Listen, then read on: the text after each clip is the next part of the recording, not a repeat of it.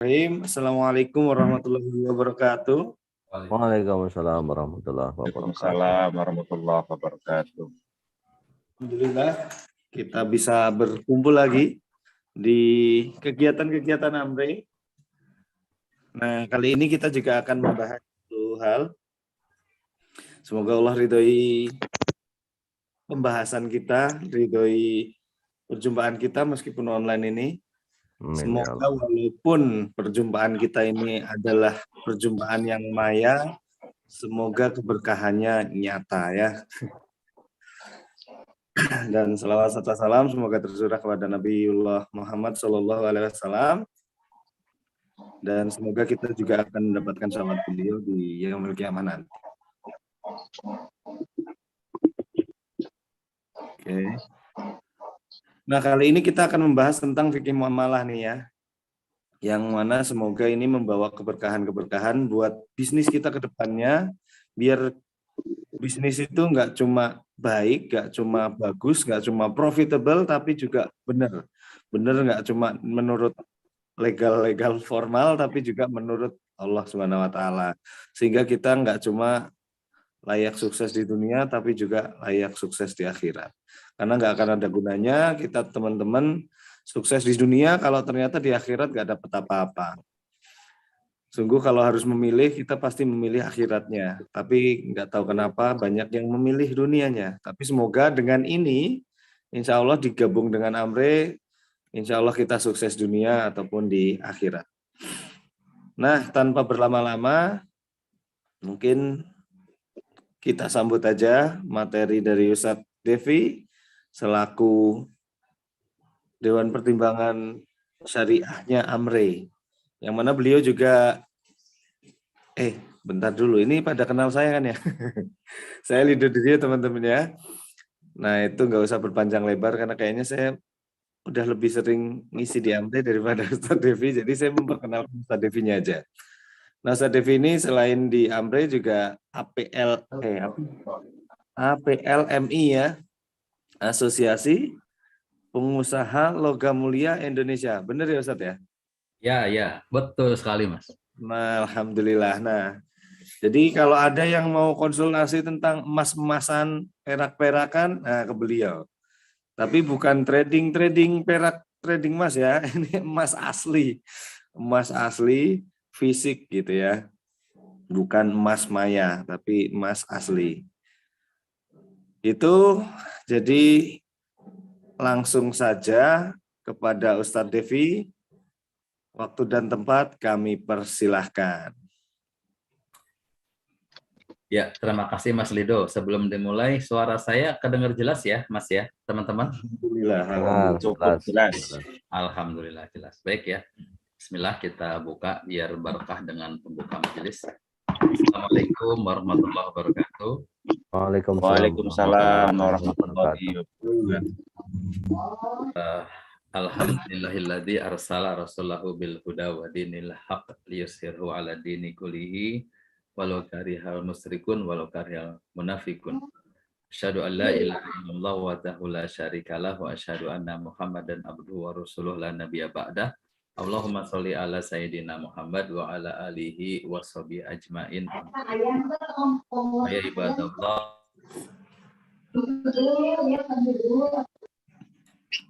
Ya ibadallah, usin nafsi wa yakum bitaqwallah faqad fazal muttaqun.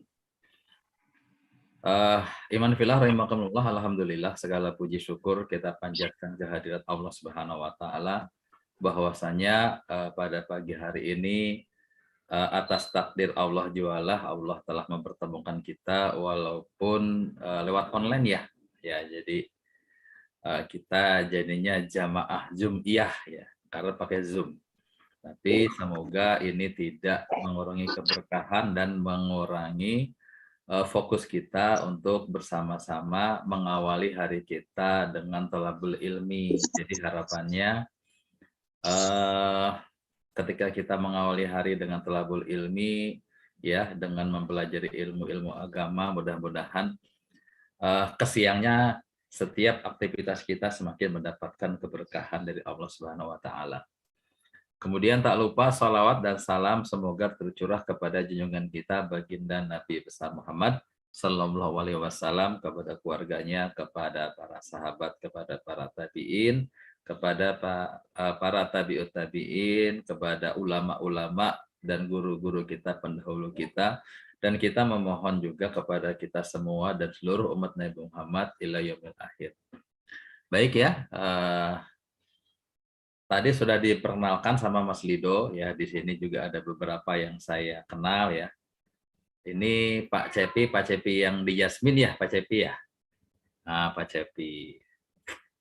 Nah, Ustadz. Ya, sehat Pak Cepi. Alhamdulillah. Alhamdulillah. Terus kemudian ini Kang Rusmandito juga kayaknya saya tahu nih, saya kenal nih.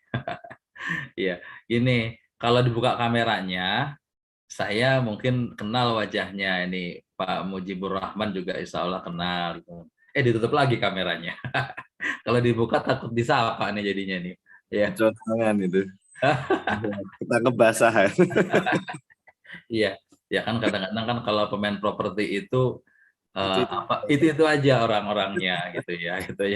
Ya, jadi mungkin teman-teman sebelumnya ada yang mengenal saya sebagai developer coupling kebun ya, yaitu pengalaman ya, trial and error gitu ya.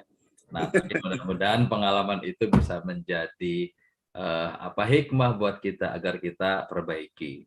Dan kalau memang kita tahu bahwa ternyata di situ banyak unsur-unsur yang mungkin mengandung goror dan hal-hal yang nyerempet-nyerempet lah gitu kan, maka ya segera dihentikan gitu kan ya. Nah, termasuk juga ini yang saya lakukan gitu kan ya. Akhirnya saya menghentikan proyek kebun karena khawatir gitu kan ya, dan saya berusaha juga untuk menyelesaikan progres ya, janji saya kepada para konsumen. Walaupun saya tahu kondisi seperti ini ya memang berat kondisinya, tapi itu sudah menjadi janji kita, maka daripada kita ditagih di yaumil akhir ya, kita tuntaskan semua urusan muamalah ini di dunia. Ya baik, jadi insya Allah mulai pekan ini setiap Rabu pagi saya mendapatkan amanah ya dari teman-teman manajemen di Ambre untuk sharing. Bukan berarti saya lebih tahu ya. Ya ini mungkin saya lebih duluan belajar saja gitu ya. Ya di sini insya Allah kalau ada para asatid ya yang juga lebih tahu, monggo kita silakan sharing, kita silakan berbagi gitu ya, terkait dengan materi-materi fikih muamalah. Karena di sini mobil khusus kita akan membahas tentang masalah fikih muamalah. Nah nanti karena ini rutin setiap minggu, nanti insya Allah kita akan coba bagi beberapa kajian ya, tema kajian. Jadi ada kajian itu yang sifatnya tematik. Nanti bisa juga nanti kita bahas-bahas yang sifatnya itu terkait dengan aktivitas Ambre ya. Karena ini aktivitas terkait dengan marketing, penjualan, nah nanti kita akan bahas terkait dengan aktivitas penjualan. Karena penjualan itu banyak gitu ya. Teman-teman selaku marketer ya, nah setidaknya harus paham tentang masalah akad gitu ya. Kapan kita boleh memfasah akad, membatalkan akad gitu ya. Terus kemudian jenis-jenis akad seperti apa ya. Terus kemudian bagaimana jika terjadi pengingkaran akad. Karena pasti akan terkait ya dengan aktivitas teman-teman sebagai marketer. Nah, itu juga. Nah, kemudian juga kalau terkait dengan apa itu marketer ya, marketing ya, yaitu akad samsaroh. Kalau tidak salah saya pernah bahas ya 1 atau 2 bulan yang lalu saya pernah bahas hal itu.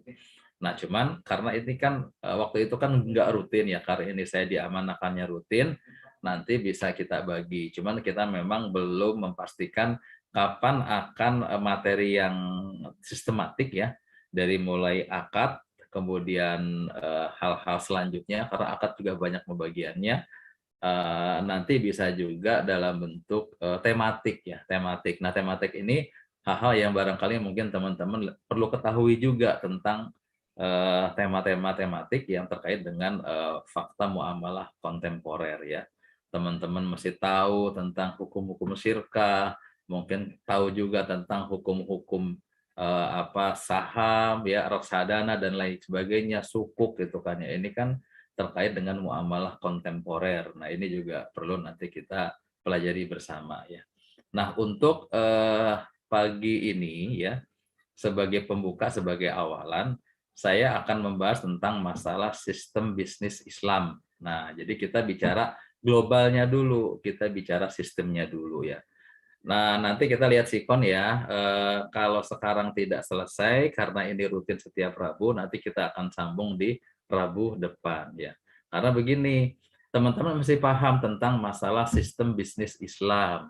Nah, ada yang terkait dengan mikro, ada yang terkait dengan makro. Jadi orang itu kadang berpikir ketika bicara masalah bisnis Islam, dalam praktek sekarang orang lebih banyak bicara masalah sistem bisnis Islam secara makro, secara kecil, secara skup kecil. Nah, padahal sistem bisnis Islam itu dia adalah sebuah sistem global, ya, sistem global, ya.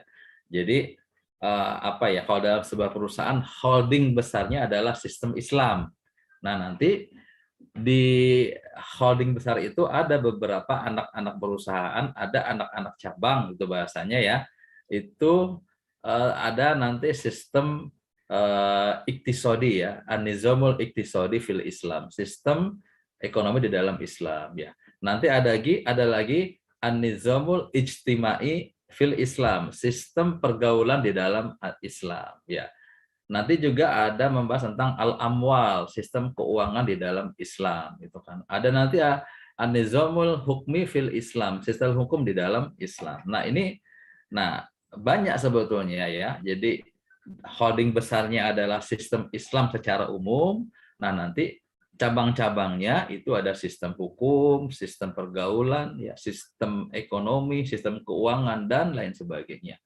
Nah, karena kita konteksnya ada muamalah, nah kita akan membahas tentang sistem iktisodi fil Islam, sistem ekonomi di dalam Islam. Nah, tetapi bicara masalah sistem ekonomi fil Islam dalam arti nanti juga begini, sistem ekonomi dalam Islam dalam konteks makro, nah ini juga Masya Allah itu kan ya.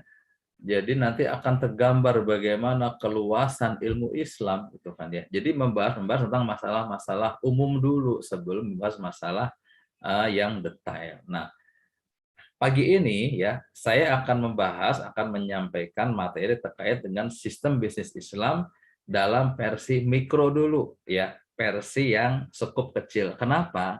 Gini, jangan lupa ya, ada kaidah yang mengatakan al-aslu fil af'al taqayyud bi ahkami syar'i. Jadi hukum asal sebuah perbuatan itu terikat dengan hukum syar'i. Nah, sementara kita semua ini adalah praktisi. Kalau kita praktisi, maka kita terkait dengan amal fardiyah, amal pribadi kita, ya. Amal pribadi kita ini sifatnya fardu ain. Ketika kita melakukan perbuatan itu, kita mesti tahu hukumnya. Teman-teman melakukan pemasaran, kemudian juga dalam aktivitas muamalah sehari-hari, kadang-kadang nggak terasa, oh kita itu belanja ke warung. Nah, di situ kan ada kaidah yang mengatakan misalkan tidak boleh orang yang belum akalnya balik melakukan muamalah, padahal kita suka nyuruh anak kita beli sesuatu ke warung padahal kan dia belum akil balik. Atau misalkan kita makan di warung Padang atau makan di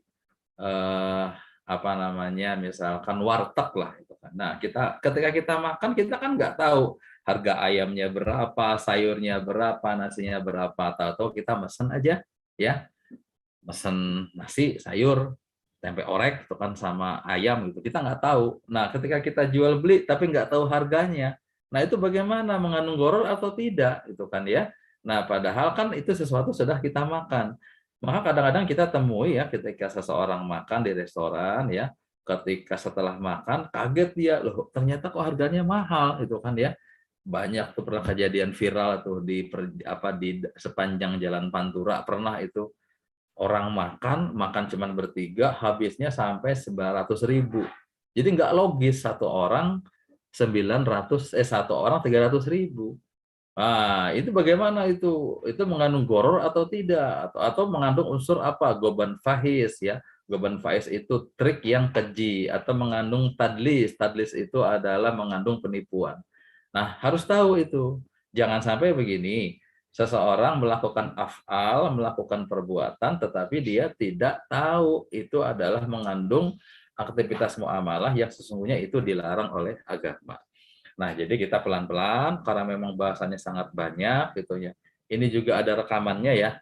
Ini saya lihat ada rekamannya dan kemudian live di YouTube juga. Nah, jadi nanti bisa mungkin nanti ada kebijakan dari manajemen Amrei, rekamannya nanti bisa di-sharing atau mungkin nanti di-upload di di channelnya YouTube gitu ya. Nah, nanti di situ bisa tonton ulang. Mohon maaf sebentar, nih ada suara istri saya ngaji, mau saya minta pelankan dulu, takut mengganggu teman-teman.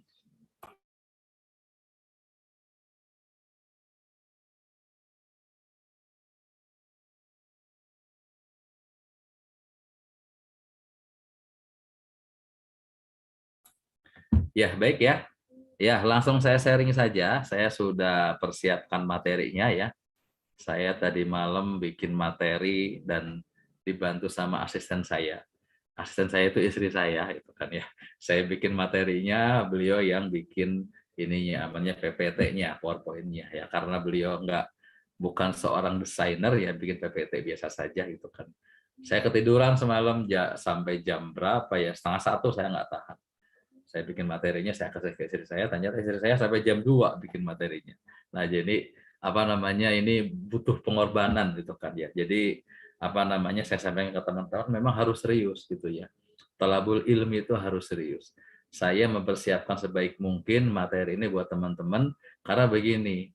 Jadi ini kalau ini ya, saya dulu dari guru saya gitu ya, dari guru saya.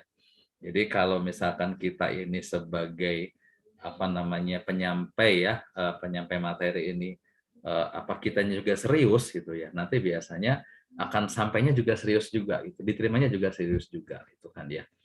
Sama kayak dakwah itu kalau misalkan bicaranya dari hati, insya Allah nyampainya ke hati juga. Tapi kalau dakwah bicaranya itu dari mulai hawa nafsu, sampainya ke hawa nafsu juga itu. Makanya banyak itu ya para penceramah gitu ya yang kayaknya susah berat itu ya untuk setidaknya sampai audiennya itu tersentuh dengan perkataannya itu kan ya, karena bisa jadi mungkin munculnya nggak dari hati yang paling dalam gitu kan. Karena saya merasakan bahwa ketika kita melaksanakan fikih muamalah, melaksanakan aktivitas muamalah tetapi tidak memahami fikihnya, wah itu masya Allah gitu kan ya. Jadi saya pernah singgung sebelumnya di materi tentang samsaroh gitu ya. Ini terkait dengan masalah keberkahan ini memang luar biasa itu kan ya.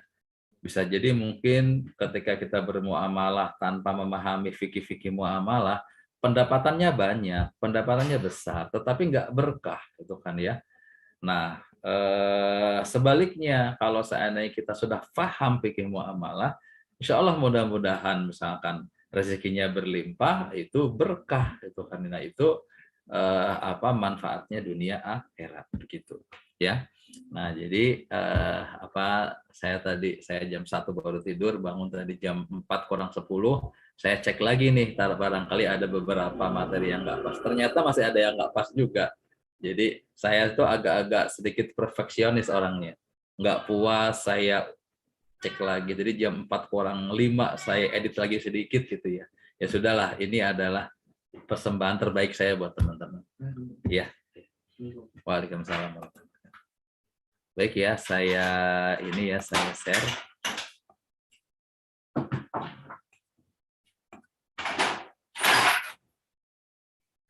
Tutup lagi deh, kucing masuk. Baik ya, kelihatan ya Mas Lido ya teman-teman ya, tentang ininya PPT-nya ya. Insya Allah kelihatan. Ya. Judulnya Sistem Bisnis Islam. Jadi teman-teman biar tahu dulu tentang sistem bisnis Islam. Tapi ini ya kita bicaranya tentang bisnis kategori mikro dulu ya, kategori skup kecil di mana di mana amal yang sudah biasa kita lakukan sebagai praktisi bisnis, gitu kan ya.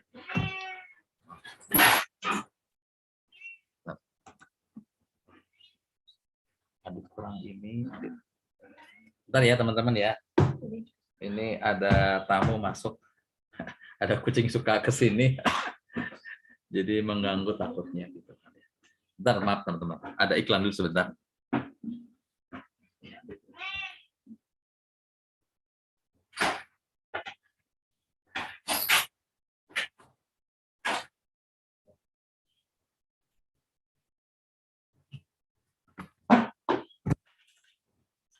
Nah, kita bicara dulu tentang makna bisnis syariah gitu ya. Nah, ini secara makro, secara sempit ya, secara skop kecil, bisnis syariah adalah segala sesuatu yang berkaitan dengan jual beli yang berlandaskan hukum syariah atau sistem Islam. Nah, jadi apapun ya yang berkaitan dengan jual beli, karena nanti sistem itu banyak, nanti akan dibahas tentang aktivitas jual beli dan sesuatu yang terkait dengan aktivitas jual beli itu. Makanya nanti ada wakalah, ada syamsaro, kan kalau jual beli kan konteksnya al-bai ya. Al-bai, terus kemudian juga nanti al-bai juga dibagi menjadi beberapa ya. Al-bai as-salam, bai mudorobah dan lain sebagainya. Gitu. Nah, jadi pokoknya ini karena konteksnya muamalah secara khusus ya, secara umum sudah saya jelaskan sebelumnya bahwa kalau umum itu setiap aktivitas muamalah interaksi antar manusia dengan manusia itu konteksnya muamalah secara umum. Nah, tetapi muamalah secara khusus ini bicara terkait dengan aktivitas jual beli atau aktivitas bisnis yang berlandaskan hukum syariah atau sistem Islam. Kemudian, nah, bisnis syariah itu terdiri dua kata, bisnis dan syariah, gitu ya. Nah, secara umum ya, ini kan konteks umum makna bisnis itu.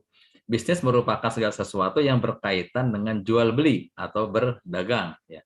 Sementara syariah berarti sumber jalan yang lurus. Ya.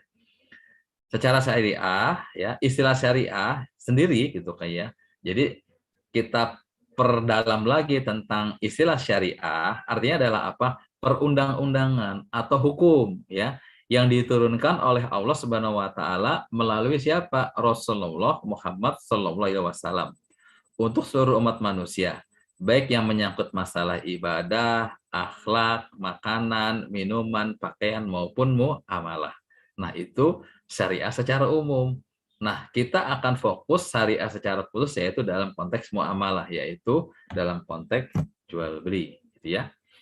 Nah, terus kemudian, nah, apa itu kegiatan bisnis syariah? Nah, ini aktivitas yang mesti kita ketahui. Kegiatan kita apa sih terkait dengan bisnis syariah itu? Karena kan begini, Amre ya walaupun tidak secara jelas menyatakan bahwa ini adalah asosiasi berbasiskan syariah, nah tetapi ketika Amre ya menjadikan di Amre itu adanya seorang DPS, Dewan Pengawas Syariah atau Dewan Pertimbangan Syariah, nah maka di sini memang secara manajemen Amre menginginkan setiap aktivitas Amre itu terkait dengan bagaimana Islam mengatur aktivitasnya. Jadi nggak cuman pengaturan kepada aktivitas marketing atau jual beli gitu kan, tetapi juga insya Allah di manajemen Amre kita betul-betul menjadikan syariah sebagai basis kegiatan di dalam manajemen Amre, begitu ya.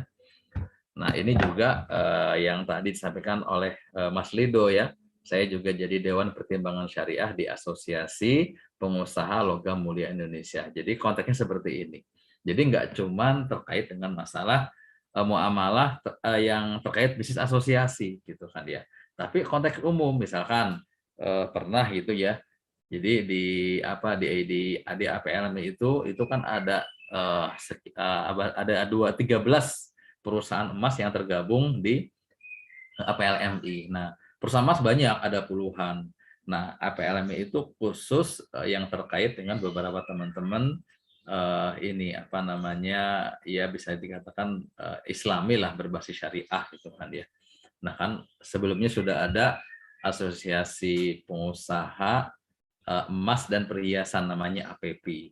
Nah, itu campur. Nah tapi kalau APLMI kebanyakan Muslim. Nah itu juga sama berbasis syariah. Nah pernah misalkan di APLMI itu kita diskusi terkait dengan hukum ini memberikan karangan bunga. Kalau misalkan ada perusahaan yang dia milat, gitu kan teman-teman, ada yang memberikan karangan bunga kepada perusahaan yang lain. Bahkan dari APLMI juga memberikan. Nah itu apa namanya, kita diskusikan bagaimana hukumnya. Nah ini kan nggak ada kaitannya dengan aktivitas penjualan emas. Nah di Amre juga sama nanti. Jadi manajemennya, bentuk apa namanya sirkahnya, itu kan ya, bentuk kerjasamanya itu nanti diatur secara kaidah syariat Islam. Nah pertama ya, bisnis syariah itu nggak bicara, yaitu kegiatan jual beli yang targetnya mendapatkan keuntungan. Jadi bukan hanya itu ya, bukan hanya keuntungan, tapi bisnis ini lebih mengarah kepada apa? Aturan hukum Islam yang mengatur bisnis agar sesuai dengan Al-Quran dan hadis. Nah, jadi bukan bisnis secara umum, tapi bagaimana caranya agar bisnisnya ini sesuai dengan aturan hukum Islam.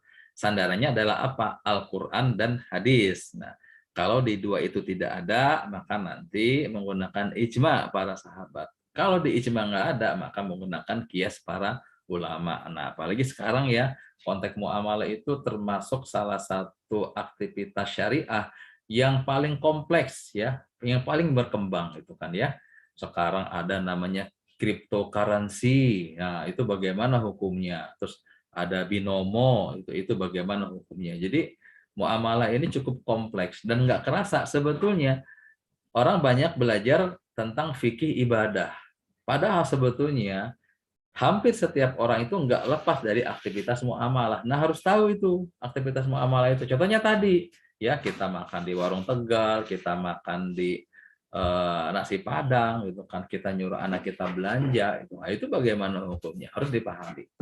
Kemudian, nah dalam bisnis syariah, bisnis dibatasi dalam hal apa? Mendapatkan keuntungan dan mengembangkannya dengan konsep halal dan haram. Nah nanti pengembangan harta itu ada apa tanmiyatul mal, cara mengembangkan harta.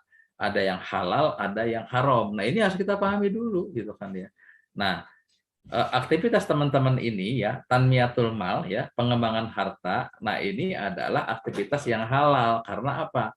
Aktivitas amre ya, aktivitas samsyaro itu adalah salah satu aktivitas yang memang diizinkan oleh syariah, tetapi berdasarkan beberapa kaidah-kaidah tertentu ya. Nah, jadi konsepnya apa? Halal haram. Jadi udah di itu dua itu aja ya. Kalau halal jalan, kalau haram tinggalkan. Jadi tidak ada negosiasi, nggak ada tuh abu-abu gitu kan dia. Begitu. Nah, memang nanti kan kembali kepada apa? Kepada sikap warok kita, kepada sikap hati-hati kita. Karena kenapa? Jangan salah itu ya. Nah, jadi ini ya kalau kita diskusi ya dengan teman-teman ya sama praktisi bisnis, kan saya kan dapat sertifikasi dari DSN gitu kan. Saya suka dapat pertanyaan gitu kan ya. MUI kalau terkait dengan masalah makanan itu biasanya itu sangat hati-hati. Jadi mengeluarkan label halal itu MUI hati-hati. Nah, tetapi kenapa kalau dalam masalah muamalah kesannya agak lunak gitu kan? Ada yang bertanya seperti itu gitu kan dia. Ya, saya jawab. Jadi walaupun begini, saya nggak bisa merepresentasikan sebagai MUI. Saya hanya ikut pelatihan saja, ikut pelatihan DSN. Cuman saya memang mendapat beberapa gambaran bahwa karena cabang muamalah itu sangat banyak cabang muamalah itu. Nah, jadi memang intinya ketika ada ulama yang membolehkan, ya memang mau nggak mau, seperti misalkan jual beli emas. Walaupun jumhur ulama mengatakan jual beli emas itu harus apa? Memenuhi syarat sawaun bisawain, ya, mislan bimislin, ya dan biadin. Harus semisal, harus sejenis, dan ya dan biadin. Harus serah terima langsung, nggak boleh ditunda. Tapi ternyata ada ulama lain yang berpendapat sekarang itu boleh jual beli emas itu tidak ya dan biadin. Jadi tidak harus cash and carry. Boleh emas itu diangsur, dikredit. Nah, MUI berpendapat seperti itu. Kenapa? Karena emas itu sekarang bukan alat tukar lagi, bukan komoditi, tapi seperti barang biasa. Nah, ya ketika itu adalah pendapat Islami, memang ada ulama yang berpendapat, ya tafadhol, silakan memilih. Nah, sekarang kan kembali kepada sifat kehati-hatian kita, kewaraan kita. ketika kita melakukan sebuah amal perbuatan, gitu kan ya. Nah, jadi di sini kembali kepada penggalian kita, ya. Mana yang lebih kuat nih? Walaupun ada yang berpendapat begini, salah satu saya akan belajar salah satu dosen fikih muamalasnya adalah Dr. Erwandi. Kalau beliau berpendapat ya memang jual beli emas itu ya harus ya dan biadin gitu kan ya, begitu. Bahkan saya mendengar dari beliau, kalau ada orang yang berpendapat tetapi menyalahi jumhur, nah dikatakan maka pendapat itu adalah batal demi hukum, seperti itu. Nah ini kan kembali kepada pemahaman, karena memang saking banyaknya cabang dalam fikih muamalah. Kemudian, nah jadi bukan hanya mencari keuntungan semata, ya. Di atas sudah dikatakan kalau di atas mendapat bukan hanya targetnya keuntungan, tetapi adalah agar bisnis itu sesuai dengan aturan hukum Islam. Nah di bawah ini adalah apa? Agar mendapatkan keridhaan dari Allah Subhanahu wa taala. Karena penting, ya. Keridhaan ini penting. Kalau Allah sudah ridho dengan apa yang kita lakukan, itu Masya Allah akan mudah sekali apa yang kita lakukan.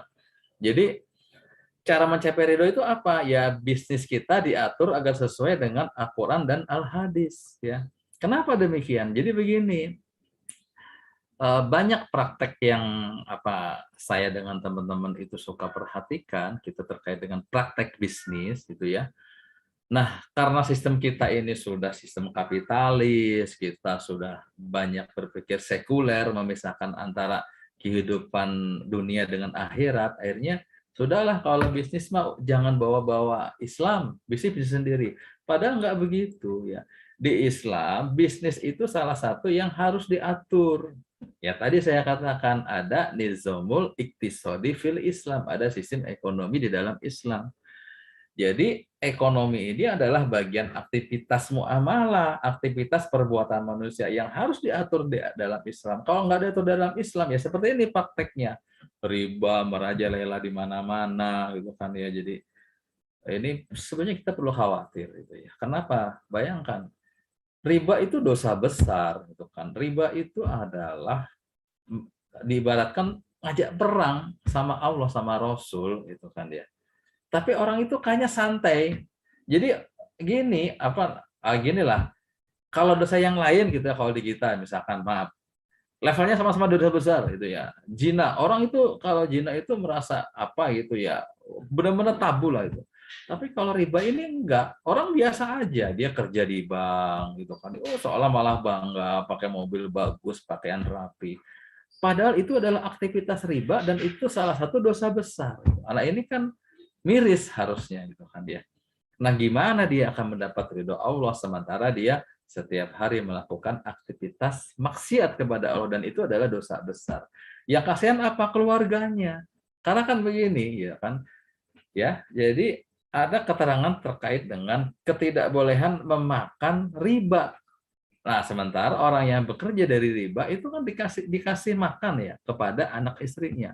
Padahal ada larangan jangankan melakukan riba, memakan riba aja tidak bisa. Sementara riba yang dia lakukan itu ya, dia cari menafkah dari riba itu diberikan untuk menafkahi anak istrinya. Nah, jadi sulit bagaimana dia akan berkah, bagaimana dia berharap ada punya istri solihah, punya anak soleh kalau setiap hari diberikan makan yang mengandung unsur riba. Oke, baik lanjut ya. Nah, kita masuk kepada pembahasan berikutnya tentang perbedaan bisnis syariah dan bisnis konvensional.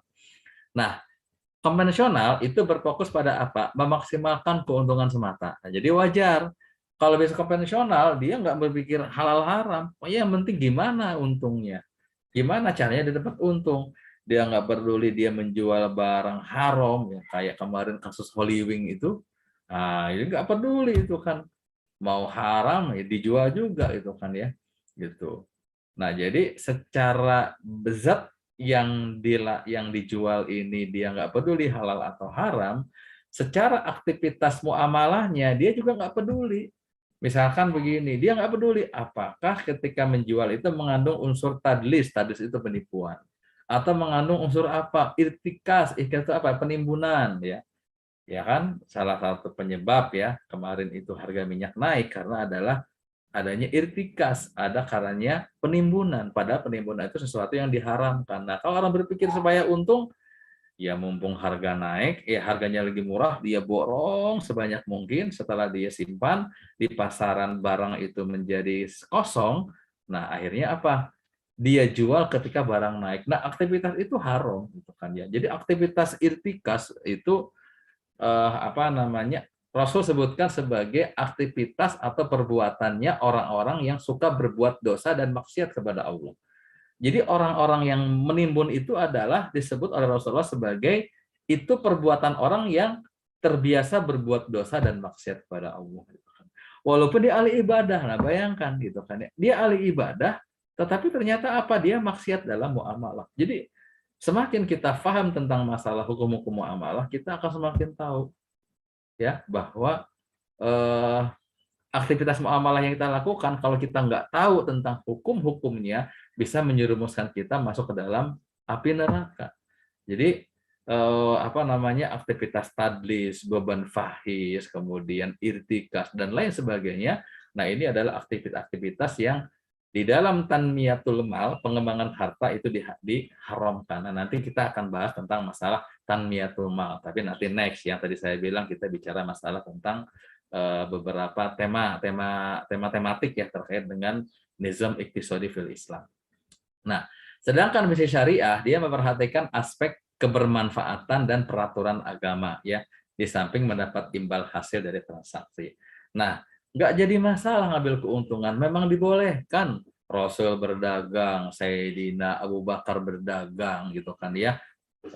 Apa Abdurrahman bin Auf, seorang pedagang yang sangat lihai, sangat pandai, sangat cerdik, canggih ya apa cara berdagangnya, boleh mendapat keuntungan. Tapi apa? Perhatikan ya aspek manfaat dan peraturan agama. Nah, jadi ketika jual barang, kita perhatikan barang kita ini bermanfaat nggak buat orang lain. Jangan-jangan kita menjual barang yang justru malah apa memfasilitasi orang berbuat maksiat gitu kan ya, banyak gitu kan ya, barang lain dijual ternyata nggak bermanfaat. Mohon maaf misalkan begini, orang berpikir ya, ini kemarin saya ngobrol nih ya, waktu itu dengan siapa itu saya diskusi itu gitu kan, ada di kajian saya gitu kan ya, apa ini apa namanya, ada orang yang dia itu membuat aplikasinya itu memang terkait dengan aplikasi konten pornografi gitu kan, itu menguntungkan bisnis itu gitu kan, dia menguntungkan gitu kan, tetapi apakah itu bermanfaat? Tidak, justru menghantarkan kepada kemaksiatan. Nah, yang seperti itu kalau dalam bisnis kapitalis sah-sah saja, di Islam nggak boleh gitu kan ya, karena apa? Itu dilarang oleh agama. Kemudian transaksi syariah apa juga mempertimbangkan konsep halal dan haram dari sisi apa? Produk. Tuh kan ya, tadi saya bilang produknya. Cek dulu yang kita jual ini apa, mengandung barang haram atau tidak ya. Mengandung khamr atau tidak, mengandung babi atau tidak, itu si produk. Dan transaksi, bagaimana transaksinya? Nah, sekarang udah mulai canggih itu jual beli online ya, apa jual beli makanan secara online, GoFood dan lain sebagainya itu kan dia ada apa namanya, kirim saja, bisnis paket, tadi cryptocurrency, binomo, itu banyak sekali. Nah, bagaimana transaksinya? Kemudian bagaimana cara pemasarannya? Nah, di sini gitu kan ya, memasarkan produk harus apa? Ya tidak boleh kita mengandung apa? Ada trik yang keji itu kan. Nah, jadi trik boleh di dalam Islam, tetapi kalau trik itu mengandung unsur keji, keji itu artinya adalah penipuan yang sangat besar baik kepada konsumen gitu, karena ini dilarang dalam Islam. Tidak boleh adanya unsur gulu. Gulu itu melebih-lebihkan, yang melebih-lebihkan kualitas produk gitu. Sebetulnya produknya itu misalkan grade-nya grade B atau grade B, tetapi dia bilang oh grade-nya grade A gitu, karena itu nggak boleh seperti itu ya. Nah, kemudian apa? Hingga akadnya, perhatikan bagaimana akad yang terjadi gitu kan ya. Gitu. Nah, ada kaidah-kaidah dalam Islam itu ya. Idza tadayantum, kalau kalian bermuamalah ila ajali musamma, sampai waktu yang tidak ditentukan, faktubuhu, maka catatlah. Jadi catat ya sebaik mungkin setiap aktivitas muamalah kita supaya tidak lupa. Ketika ada pengingkaran, ada tertulis, nah kita bisa menjadikan tulisan sebagai bukti. Nah, kenapa? Pada dasarnya transaksi syariah apa? Bukan sekedar aktivitas jual beli untuk profit semata, tetapi juga sebagai bentuk ibadah kepada Allah ya, kepada Tuhan Yang Maha Esa. Nah, jadi itu kalau tadi bagian kita ingin mencapai ridho Allah, nah ternyata aktivitas jual beli atau muamalah itu bentuk ibadah kepada Tuhan. Kenapa? Setiap aktivitas dalam kehidupan apapun yang kita niatkan sebagai bentuk ibadah kepada Allah, maka Allah akan mencatat pahala. Kita kerja berangkat dari rumah, walaupun kerjaan kita apa, mohon maaf, misalkan yang kerja kasar, mungkin di pasar gitu kan, jualan, kan nggak langsung kayak ibadah, maksudnya bukan tauqifi ya, bukan sesuatu yang memang ibadah diajarkan Rasul. Tapi ketika kita niatkan ibadah kepada Allah, maka itu mendapat pahala. Nah, jadi mulai sekarang tuh, ya teman-teman hadir di sini memang niatkan ibadah. Saya menyampaikan materi ini, saya niatkan ibadah. Setelah ini saya berbisnis gitu kan ya, melakukan aktivitas lain, saya perjalanan, safar ke sana kemari. Saya niatkan ibadah. Agar apa? Allah mencatat setiap amal soleh yang kita lakukan ini menjadi ibadah buat kita. Nah, itu perbedaan bisnis syariah dan bisnis konvensional. Nah, kemudian hukum bisnis syariah.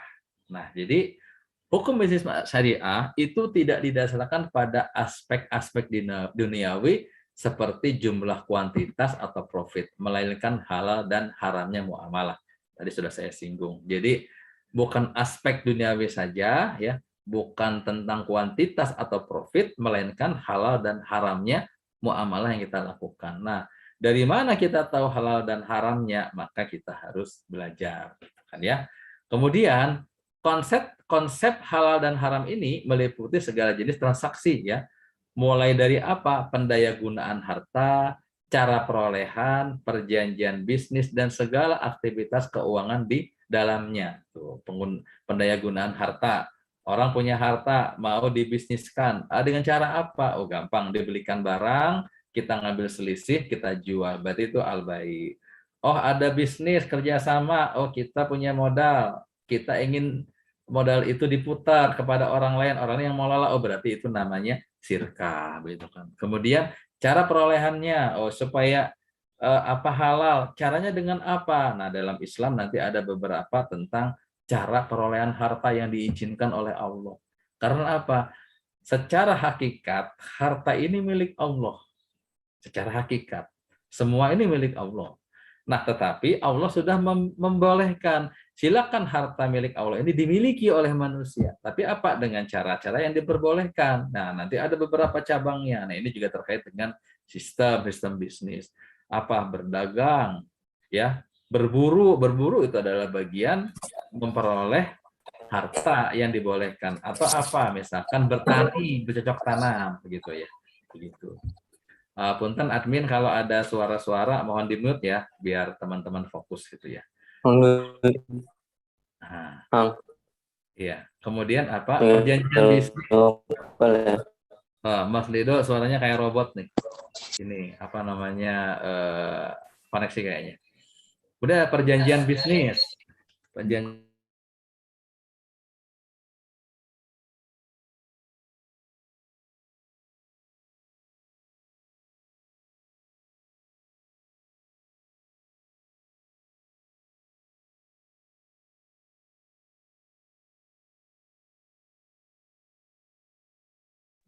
Ustaz, ini malah ke-mute semua. Coba Ustaz di-unmute. Nah.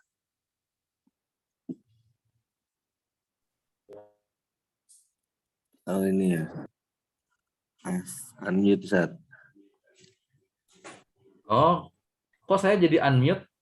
Iya, tadi ke-mute semua. Oh, begitu. Oke. Sip. Sudah ya.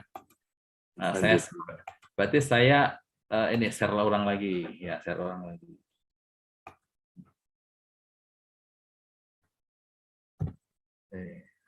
Nah, ya, jadi sampai kepada hukum bisnis syariah gitu kan ya.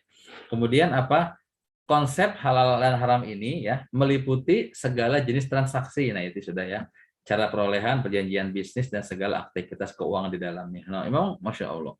Itu saya itu belajar nizam iktisadi fil Islam itu tuh hampir kitab itu selesai kurang lebih 2,5 tahun itu, Masya Allah. Dengan pertemuan rutin setiap minggu 2 jam offline itu baru 2,5 tahun. Tapi memang seru, kita semakin dalam pengetahuan gitu kan ya. Nanti ya tadi kan saya kasih gambaran tentang berburu itu bagaimana, bertani itu seperti apa itu kan ya, jual beli seperti apa, itu nanti akan ada pendetilannya. Insya Allah mudah-mudahan Allah berikan umur panjang kepada kita semua agar kita semakin bisa merasakan kenikmatan ya menggali ilmu seperti kenikmatan para ulama terdahulu belajar menggali ilmu itu Masya Allah. Jadi ketika memang kita sudah cinta terhadap ilmu, nah kita ini betul-betul nikmat. Kita belajar menggali, membaca itu, Masya Allah, kita mendapatkan kenikmatan dan itu nggak bisa dirasakan oleh orang lain, gitu ya. Dan segala aktivitas keuangan di dalamnya. Nah, ini aktivitas keuangan penting nih, gitu kan. Salah satu ketika saya kemarin pelatihan DSN itu ya, beberapa tahun yang lalu, saya diajarin tentang sistem akuntansi di dalam Islam. Nah, itu menarik. Padahal saya, ya bisa dikatakan nggak ada basic akuntansi lah, itu kan ya. Saya sekarang lagi menyelesaikan S2, itu jurusannya juga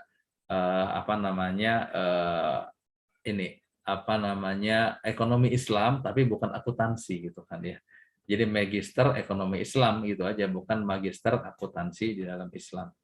Tapi begitu saya mendapat pelajaran itu, ternyata menarik juga gitu kan ya. Kenapa menariknya? Ternyata ketika seseorang salah meletakkan lajur ya, yang harusnya pemasukan di pengeluaran di pemasukan, atau meletakkan lajur, ternyata ini lajur ini sebenarnya bukan di pemasukan tapi di pengeluaran. Karena apa? Kalau di pemasukan ini bisa menjadi hartanya harta nggak halal itu kan. Contoh di perbankan syariah itu yang namanya kalau orang telat bayar cicilan itu kena denda.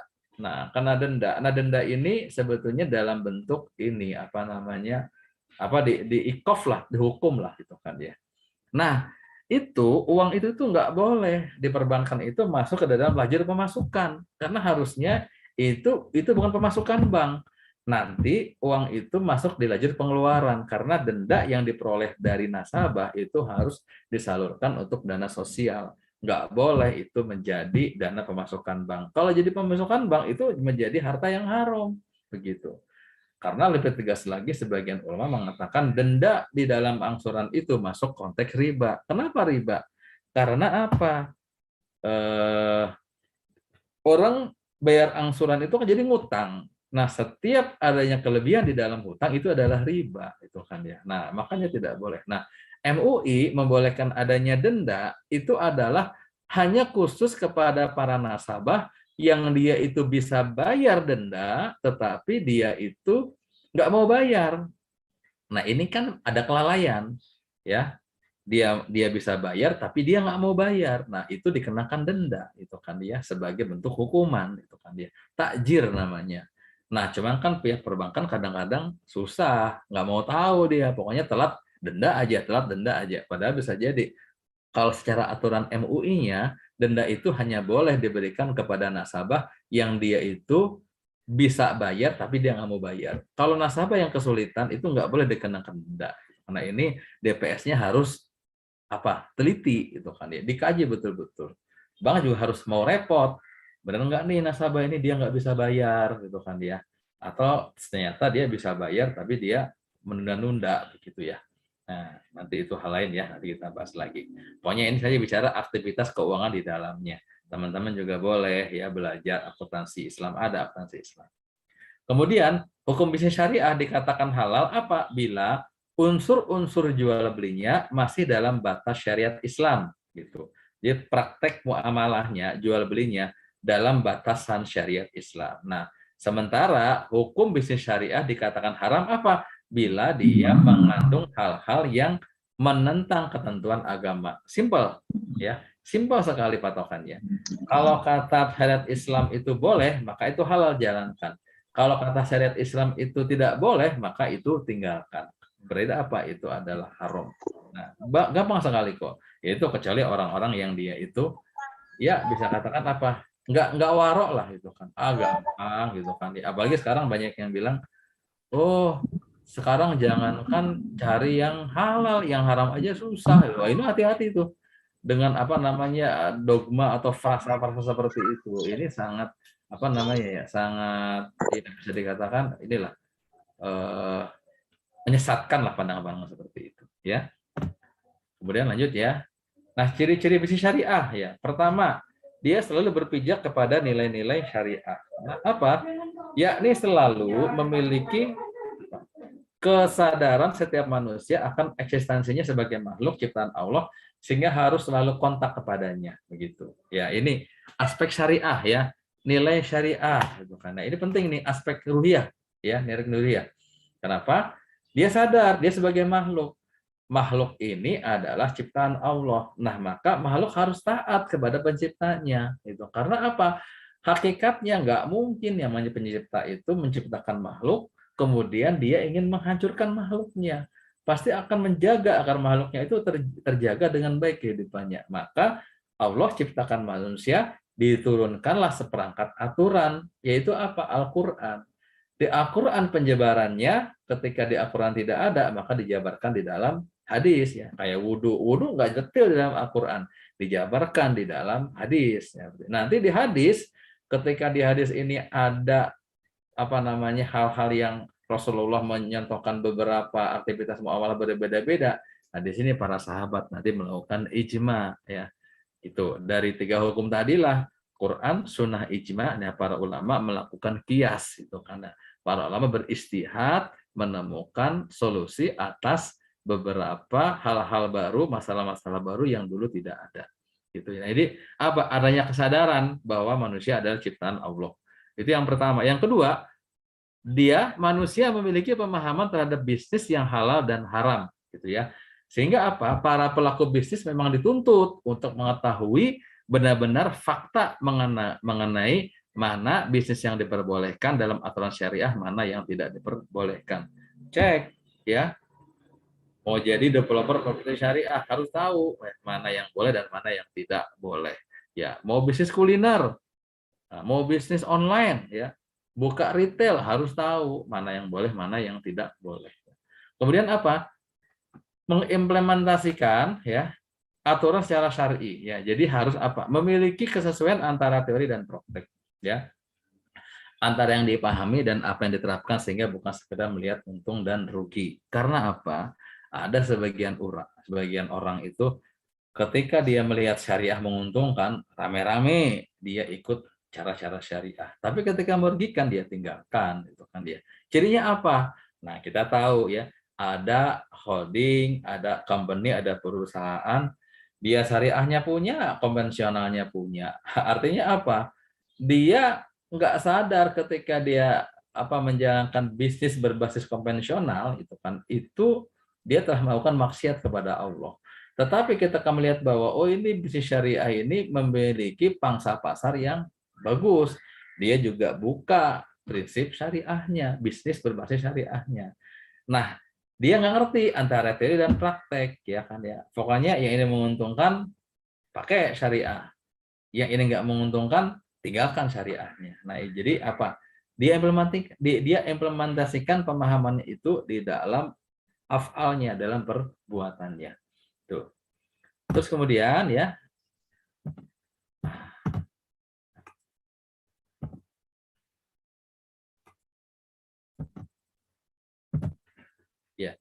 tidak hanya berorientasi pada dunia, namun juga akhirat. Ya. Mendapatkan keuntungan yang sebanyak-banyaknya di dalam Islam itu boleh, ya. Tapi itu bukan orientasi semata, bukan satu-satunya orientasi. Apa? Namun dengan menjadikan bisnis yang dikerjakannya sebagai ladang ibadahnya yang akan menjadikan pahala. Ya. Nah, justru nih ya, kalau yang saya pahami, setiap aktivitas yang kita lakukan, ya, kita harus tahu bahwa aktivitas ini diridhoi Allah Subhanahu wa taala.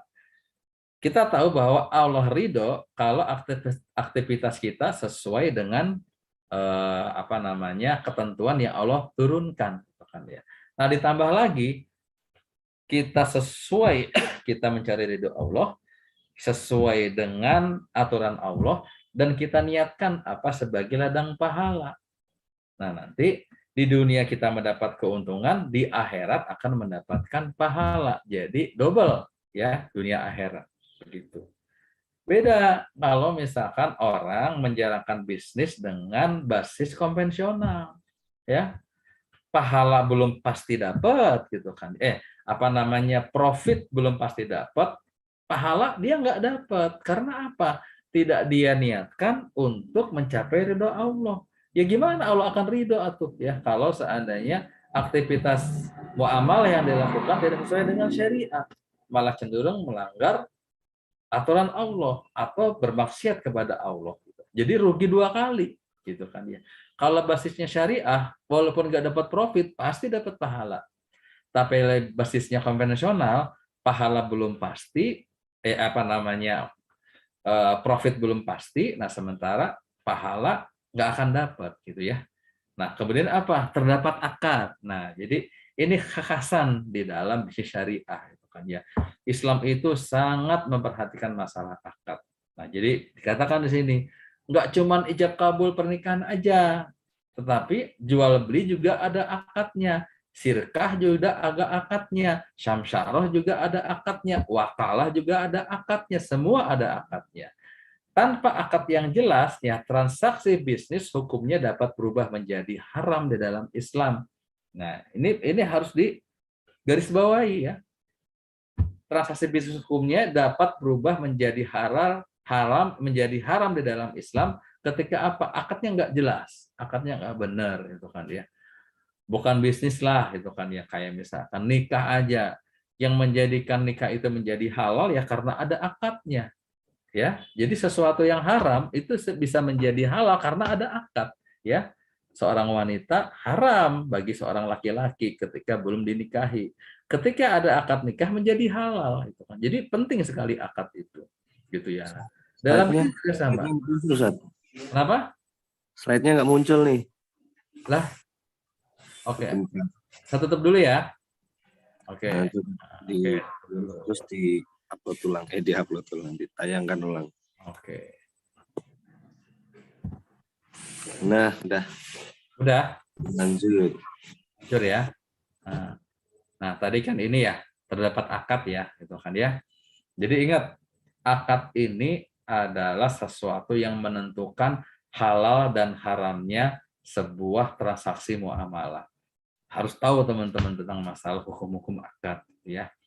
Kemudian ya, nah ini misalkan dalam akad perbankan Islam tidak mengenal istilah bunga tetapi menggunakan konsep akad bagi hasil. Nah, ini memang ada debatable gitu kan ya. Ada beberapa ulama yang kritis yang mengatakan bank syariah itu tidak syar'i gitu kan ya. Bank syariah itu masih mengandung akad-akad yang fasad, yang rusak gitu kan ya. Tetapi MUI mengatakan selama dia punya DPS, kemudian memang memperhatikan fatwa-fatwa MUI, ya berarti halal dilakukan gitu kan. Nah, bagaimana kita menyikapinya? Nah, kita menyikapinya kaji dulu ya tentang akad-akad yang ada di dalam bank syariah. Setelah kita mengkaji, baru kita bisa menentukan sikap kita. Kenapa? Ya kan begini, fatwa MUI itu kan bukan masuk dalam regulasi hukum positif. Artinya apa? Tidak diambil pun tidak masalah. Ya, sementara ini ya negara menjadikan MUI sebagai kepanjangan tangan ya untuk menentukan praktek-praktek ya mana yang halal dan haram melalui fatwanya. Kalau dalam muamalah ya Dewan Syariah Nasional. Tetapi masyarakat karena ini bukan hukum positif, jadi tidak mengikat. Boleh kalau menggunakan pendapat yang lain. Ya berarti kalau kita nggak mau pakai bank syariah, berarti kita tidak berakad dengan bank syariah. Boleh saja. Itu sebagai bentuk kewaroan, gitu kan ya. Jadi hati-hati, gitu ya. Termasuk, nah saya berakad dengan bank syariah ya nabung. Nah nabung ya. Nabung pun kalau di bank syariah saya minta dengan akad wadiah titipan aja gitu kan. Saya minta dinolkan nisbahnya. Kenapa? Nah nanti kita bisa diskusikan lagi. Panjang itu pembahasannya. Karena apa? Tetap kita pun mesti menghormati pendapat orang yang berbeda. Kenapa? Selama itu pendapat Islami kita hormati ya. Karena ya bicara masalah debatable ya, ikhtilaf nggak akan ada selesainya begitu ya. Gitu. Tapi kita boleh kuat dengan pendapat kita. Ketika orang bertanya kepada kita, ya kita sampaikan. Kalau pendapat saya begini-begini, termasuk saya berpendapat tentang masalah ketidakbolehannya main saham, meskipun itu saham syariah. Padahal DSN mengatakan boleh ya. Kalau makanya saya agak pilih-pilih ketika saya diminta menjadi DPS, saya agak pilih-pilih. Ini kayaknya nggak sesuai dengan pendapat saya pribadi, ya nggak apa-apa. Karena ketika kita pelatihan pun itu Masya Allah. Jadi para ulama-ulama di DSN itu, beliau itu sangat respect dan sangat menghormati pendapat ulama yang lain gitu kan. Bahkan di antara beberapa kan kita dapat post-test maupun wawancara, kita diwawancara terkait dengan bagaimana pandangan terhadap ulama yang berbeda itu. Kita sering menghormati saja karena itu pendapat Islami. Ya artinya itu nggak usah dijadikan dikotomi lah, itu nggak beres-beres kaum muslimin kalau bicara masalah perdebatan gitu kan. Udah silakan kita sampaikan apa yang kita yakini. Ketika dia tidak mau menjalankan, itu nanti sudah urusan dia dengan Allah. Tapi kita mesti menjelaskan pendapat yang terkuat dan pendapat yang secara penggalian dan lain sebagainya memang lebih logis untuk dijalankan. Dan memang kita mesti menyampaikan juga dalam konteks sikap waro ya, atau kehati-hatian kita dalam bermuamalah gitu. Kemudian berikutnya adalah tidak mengandung unsur goror, maisir dan riba gitu kan ya. Islam telah mengatur ya praktek jual beli dan produk yang mengandung unsur riba ya atau bunga, maisir, perjudian dan goror tidak jelasan itu dilarang oleh Islam. Nah, hal tersebut karena apa? Ketiga hal tadi berpotensi merugikan salah satu pihak. Nah, jadi ingat, ternyata ya praktek tadi itu ya bisa terjadi kerugian di pembeli atau kerugian di penjual. Karena apa? Baru tadi malam saya ngisi kajian di Zumun Iktisodi ya, bab tentang masalah tadlis dan bab tentang masalah Goben Fahis ya. Ternyata jadi trik ya Goben Fahis, trik yang keji itu bisa dilakukan oleh penjual maupun pembeli. Sama, penipuan juga bisa dilakukan oleh penjual maupun pembeli, gitu kan ya. Misalnya gini, kalau teman-teman tahu ya, di pasar itu suka ada yang jualan obat gitu kan ya, pinggir jalan pakai speaker gede gitu ya, itu rame itu. Nah ternyata kalau kita tahu, ternyata yang rame itu adalah yang datang itu teman-teman mereka sendiri, ya teman-temannya pedagang obat. Akhirnya apa? Dia seolah-olah beli, saya beli deh 5, saya beli 10, saya beli 30, kayak yang laku banget. Jadi yang namanya pembeli asli ini jadi bisa terkecoh gitu kan. Akhirnya dia beli. Nah, kemudian dia beli dengan apa? Dengan harga yang enggak wajar. Nah, ini mengandung unsur goban fahis, trik yang keji gitu kan. Nah, itu nggak boleh seperti itu. Nah, bisa juga misalkan penipuan ini dilakukan oleh pembeli, misalkan dalam masalah lelang. Bisa aja lah. Lelang sebuah barang, handphone harganya 1 juta. Nah, pembeli itu berkomplot dengan teman-temannya 5 orang. Kita tawar yuk. Jadi tawarnya jangan tawar naik. Kalau tawar naik kan lelang kan siapa yang paling mahal itu yang dapat barang. Kita tawar murah. Misalkan si A bilang pembeli pertama, itu mah sudah turun harga itu mah 900 gitu kan ya gitu. Temannya lagi yang sekomplot dengan dia bilang itu 900 di sana, kalau di sini cuma 800, apalagi ini ada cacatnya gini. Nah, tawar lagi ada yang ketiga bilang ini sudah ketinggalan zaman nih, paling juga 700. Akhirnya si penjual juga terpengaruh secara psikologi. Akhirnya apa? Dijual jadi 500.000. Jadi pembeli juga bisa melakukan tadlis, penipuan atau melakukan goben fahis atau trik yang keji gitu kan ya. Jadi apa? Ketiga hal di atas ini ya, riba, maisir ya, dan goror itu bisa berpotensi merugikan salah satu pihak. Nah, pada dalam Islam setiap manusia wajib bersikap adil dan tidak zalim terhadap sesamanya di dalam bermuamalah. Oke, itu ciri-ciri bisnis syariah. Kemudian prinsip bisnis syariah. Nah, di sini ya, ini kayaknya kita ulas sedikit aja karena nanti kita akan bahas tentang al-bai' itu apa, ijarah itu apa gitu ya. Nah, jadi gini, prinsip bisnis syariah. Yang pertama adalah prinsip jual beli al-bai'. Yang kedua prinsip sewa atau ijaroh, bayar upah itu kan ya. Jadi ijaroh itu bisa sewa atau kan sewa gini, sewa tenaga. Nah, berarti kan dia mendapatkan upah, itu masuk dalam kategori ijaroh. Sewa tempat, nah itu juga masuk dalam kategori ijaroh ya.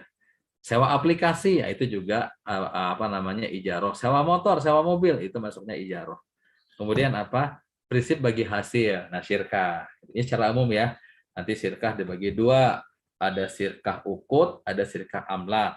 Syirkah ukut ini adalah syirkah akad dalam sebuah proses produksi atau kerjasama atau jual beli.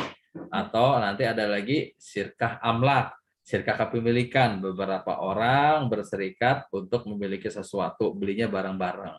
Setelah dibeli bareng-bareng, nanti dipakai bisnis bareng-bareng, misalkan beli mobil bareng-bareng, kemudian disewakan, gitu. Karena ketika beli bareng-barengnya itu syirkah amlak. Nanti kemudian ketika disewakan, baru lanjut kepada syirkah ukut. Nah, ini akadnya bagaimana? Ya udah, kita yang punya mobil, hartanya dari kita. Oke, berarti kita yang nyetir nih, berarti dia sebagai pengelola masuk ke syirkah inan, gitu kan ya. Oh nanti misalkan saya mah cuman harta doang deh, saya nggak ikut ngelola, berarti masuk syirkah mudharabah dan selanjutnya. Prinsip wadiah, titipan, gitu kan. Nanti ya kayak di bank, gitu kan ya. Udah nabung akadnya wadiah saja, titipan aja. Jadi kalau titipan, nanti gini, nah cuman kadang orang bertanya, kalau di bank kan ada kok kita kan wadiah tapi kok dipakai uangnya sama bank gitu kan, itu boleh atau enggak? Nah ternyata apa, wadiah ada dua, wadiah ad amanah, wadiah ad domanah. Kalau amanah itu udah nggak bisa dipakai apa-apa, titip aja. Tapi kalau wadiah ad domanah itu bisa dipakai. Itu berdasarkan pendapat MUI dan beberapa ulama ya. Ketika kemarin saya ambil sertifikasi. Jadi saya tahu, jadi kalau dipakai di bank itu boleh, namanya wadiah ad-domanah. Jadi emang ada akadnya gitu kan ya. Nah, kembali gitu. Oh, itu pendapat Islami ya. Sudah, silakan saja gitu kan ya. Kemudian apa? Ada prinsip mudharabah. Ini mudharabah ini masuk dalam syirkah. Nah, ini tadi malam yang saya lihat jam 4, ini ada beberapa hal yang mesti dikoreksi, tapi saya nggak keburu gitu kan ya. Gitu. Jadi ini sebenarnya ini nanti saya koreksi ya. Jadi prinsip jual beli ya, ijaroh, syirkah, terus kemudian ada wadiah, ada wakalah, ada samsaroh. Nah, ada 6. Nah, nanti kita bahas insya Allah di minggu depan. Sekarang sudah jam 6.58 ya, sudah jam 7 kurang. Nah, nanti sisa waktunya kita pakai buat tanya jawab. Ini nanti saya koreksi, minggu depan saya ganti. Nah, ini selanjutnya ini nanti ada jual beli apa, kemudian murabahah, jual beli ada murabahah. Kan jual beli ada murabahah, ada salam. Kita akan bahas tentang akad murabahah, salam, istisna itu kan dia, sewa ijaroh, nanti ijaroh seperti apa. Bagi hasil, syirkah amlak, syirkah ukut, ya ada inan, abdan, mudharabah, wujuh, mufawadoh. Nah, ini ada skema syirkah seperti apa. Kan samsarah, samsaroh ya. Kita sudah bahas terkait samsaroh minggu lalu. Ya, pertemuan sebelumnya ini hanya ulasan saja. Ya, kemudian wakalah. Nah, bagaimana wakalah? Ada wakalah bil ujroh, teman-teman suka dengar tuh kalau di dalam prinsip marketing. Udah ini kita wakalah, tapi wakalah bil ujroh. Apa wakalah bil ujroh? Nah, kesimpulannya itu. Nah, ingat tidak semua bisnis berbahasa itu bisnis syariah. Ada yang ngaku syariah doang, pada praktiknya tidak, karena melihat keuntungannya di dalam syariah. Contoh-contohnya nih, nanti saya kasih contoh. Contoh bisnis syariah, ada salon syariah, ada usaha ojek syar'i, ya, kosmetik halal, ada pengobatan ala nabi, bisnis hijab syar'i, banyak sebetulnya sekarang itu kalau teman-teman mau bisnis syariah. Jadi teman-teman dari bisnis marketing di Amre punya uang, nah ini kita pakai untuk usaha dan lain sebagainya. Ini slide-nya masih banyak. Nanti kita bahas properti syariah apa, itu kan ya. Nah, ini asuransi masuk di syariah enggak? Nah, ini kan debatable ya, gitu kan ya. Nah, ini jadi ada masih banyak slide-nya. Nah, sekarang udah jam 7, ya kita off dulu. Nah, saya kembalikan kepada Mas Lido. Monggo Mas Edo, silakan Mas.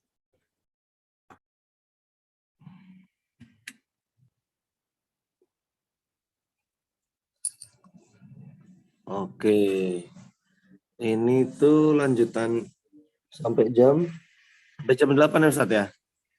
Setengah 8. Jam setengah 8 Mas. Oke, setengah 8. Nah, ini masih ada sisa waktu setengah jam. Mungkin bisa tanya jawab Ustadz ya. Nah, buat teman-teman dari yang tadi dibahas, ada yang ingin ditanyakan nggak nih? Mohon izin bertanya, Ustaz. Izin bertanya juga Ustaz. Baik, monggo, silakan Ibu, Bapak. Tangan dulu ya, yang angkat tangan ya.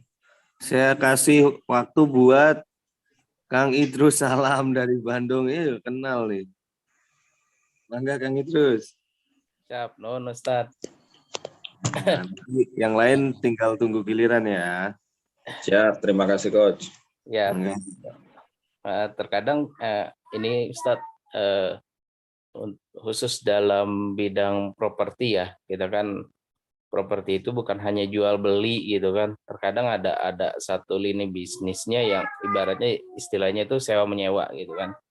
Nah, kadang kita tuh bingung gitu, sewa menyewa tuh kategorinya apa ya gitu. Kalau misalnya kayak gini, si penyewanya ini, si pemilik ini tidak menentukan ijarah buat kita gitu. Jadi beliau tuh bilang ini rumah minta bantu dicarikan penyewanya gitu. Saya si pemilik itu nerima bersihnya aja, misalkan rumah ini 20 juta gitu ya, rumah 2 lantai gitu kan, saya nerima bersihnya 20 juta, terserah teman-teman mau ngambil berapapun gitu kan.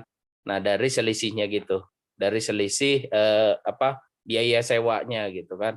Nah ini agak membingungkan gitu kan. Kalau jenisnya adalah wakalah bil ujroh, artinya kan harus ada kepastian berapa kita diijaroh ya gitu. Itu sih gitu yang saya tangkap dari beberapa materi gitu kan. Itu harus istilahnya itu harus jelas berapa ijarohnya kita.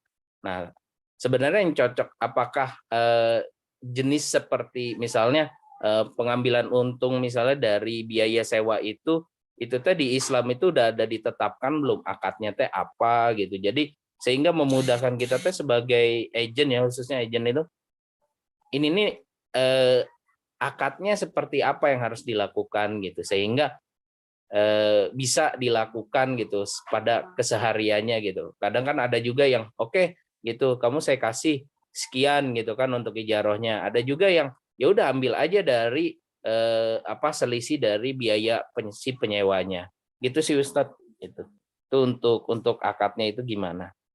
Terima kasih. Oke Ustadz, dipersilahkan untuk menjawab. Ini sebenarnya bisa nih saya jawab. Langsung jawab berarti ya, langsung jawab aja ya. Dijawab Ustadz. Iya. Jadi gini, di sini urgensinya kita pentingnya memahami beberapa akad di dalam Islam. Jadi bisa jadi satu praktek muamalah itu bisa kita berikan beberapa alternatif muamalahnya. Misalkan satu, kalau misalkan dia itu meminta kepada kita untuk mencarikan orang gitu ya yang mau menyewa rumahnya, berarti kan ini adalah bisa satu menggunakan akad samsaro, ya, akad komisi. Jadi akad samsaro itu bukan hanya terkait dengan menjual barang, ya. Jadi bukan hanya menjual barang. Ini kan terkait menyewakan barang. Intinya dia nanti setelah dia mendapatkan link yang dari kita, dia mendapatkan uang dari link yang kita dapatkan. Nah, di situ ada keuntungan yang dia dapatkan. Nah, jadi setelah dia itu kita kontakkan, karena tugas marketing itu adalah mempertemukan antara penjual dengan pembeli atau antara pemilik rumah dengan penyewa, dia mendapatkan jasa atas samsaroh tersebut, gitu kan dia. Nah, cuman begini, memang kalau dia katakan tadi, misalkan, oh akadnya dia pokoknya ke saya 20 deh, gitu kan dia.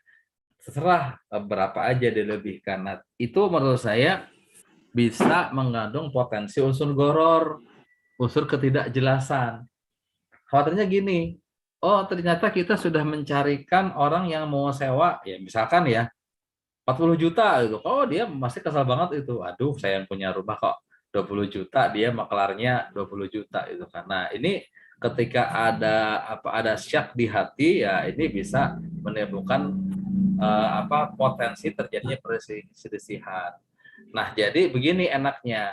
Kalau memang dia begitu, Bu, saya akan mengambil ini ya jasanya misalkan 20%. Jadi tegaskan aja secara kewajaran. Nah, di dalam Islam ya terkait dengan berapa kita mengambil keuntungan memang tidak dipatok gitu kan ya. Tidak ada takaran yang jelas.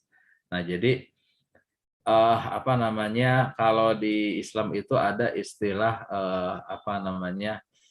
harga misal, jadi harga semisal gitu kan ya. Ketika kita menjual barang dan lain sebagainya itu dikembalikan kepada kelayakan harga pasar. Ketika kita menyewakan barang itu dikembalikan kepada pasar. Karena konteksnya barang ya.